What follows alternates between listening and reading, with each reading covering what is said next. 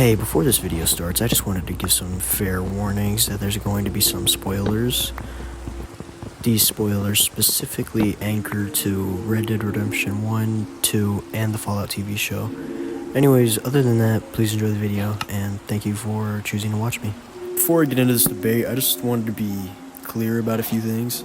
I'm a fan of both Fallout and Red Dead Redemption. I've played Fallout for years, and I've watched the show, and I've even spent a ridiculous amount of time playing both games and trying to figure out all the secrets.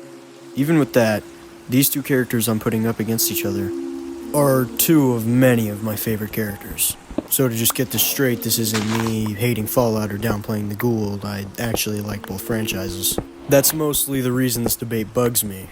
Mainly because most of the arguments I'm seeing are just completely incorrect or the stupidest things I've ever heard.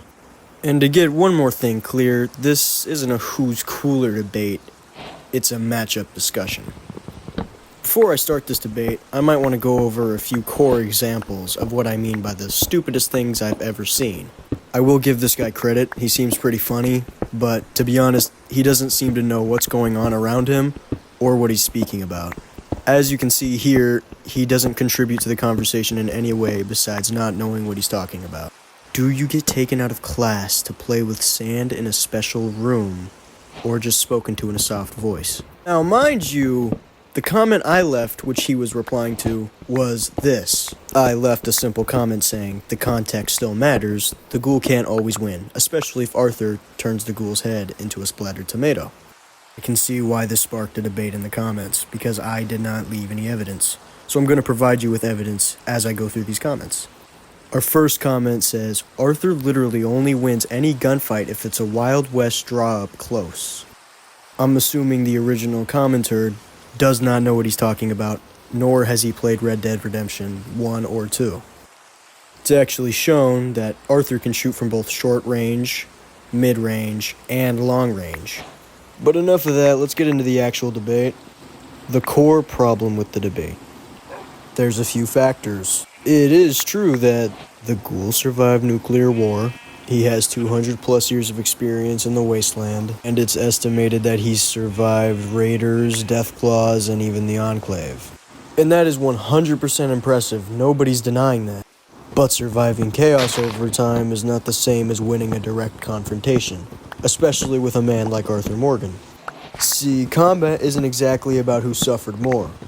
It's about timing, precision, and ending the fight first.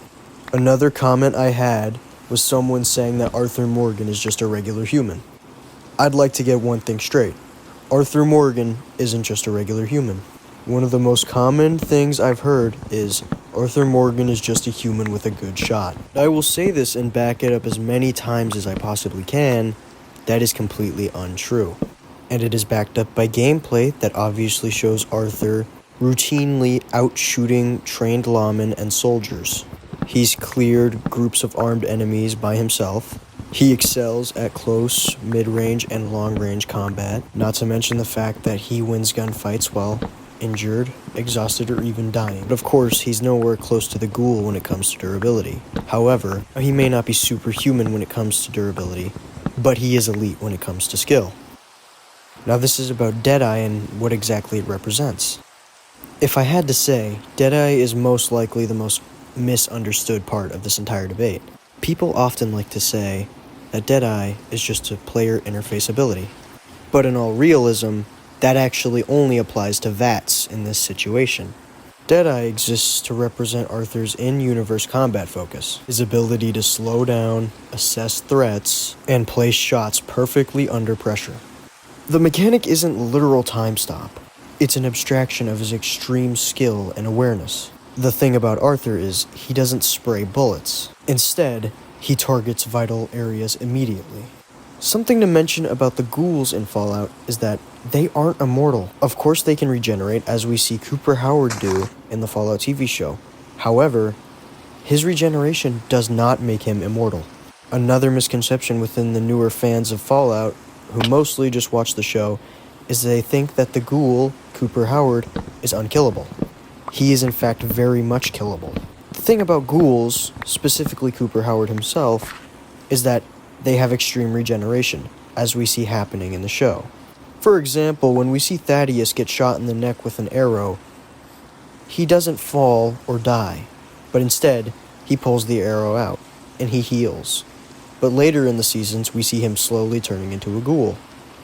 However, a headshot to a ghoul means that it stays down. It doesn't come back, and it most certainly doesn't heal. No matter how cool Cooper Howard is, he's going to stay down so long as Arthur Morgan puts a bullet in his brain. Now, here's an important clarification of VATS versus Deadeye. In the argument, it's a common misconception that people assume that the ghoul, Cooper Howard, has VATS, or at least something similar. But the truth is, he doesn't. VATS is a player assistance system, and it's not a canon ability characters can use in real time. The ghoul is fast and he's experienced, but he's reacting in real time. Arthur's Deadeye narratively represents something completely different. Like this person decided to bring up, they said John Marston died even though he had Deadeye. That completely ignores context. John didn't die because he failed Deadeye, or so the person thinks. He actually died and sacrificed himself so his family would stop being hunted down by Ross's men.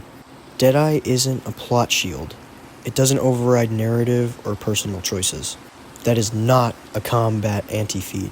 Now for the situational breakdown and the actual answer to this debate. It's actually somewhat hard to say and completely situational.